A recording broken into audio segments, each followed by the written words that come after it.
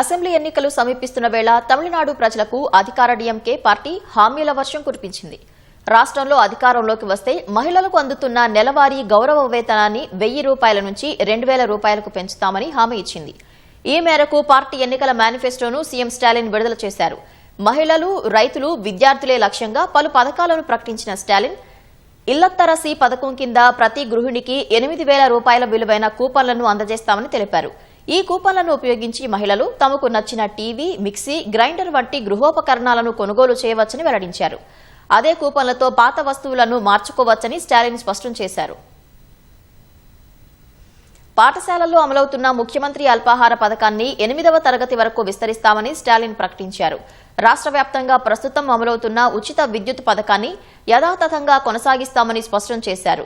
రైతులకు ఎలాంటి మీటర్లు లేని ఆధునిక పంపు సెట్లను పంపిణీ చేస్తామని తెలిపారు.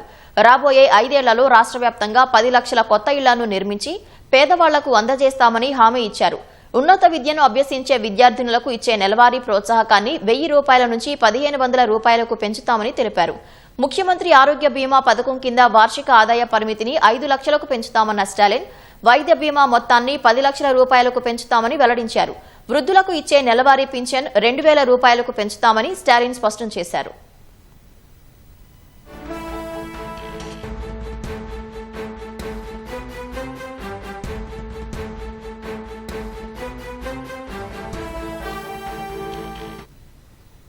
సాధారణంగా డీఎంకే మేనిఫెస్టో అంటే తమిళనాడు రాజకీయాల్లో ఒక హీరో లాంటిదని, కానీ ఈసారి మేనిఫెస్టో మాత్రం సూపర్ స్టార్ అని స్టాలిన్ ధీమా వ్యక్తం చేశారు.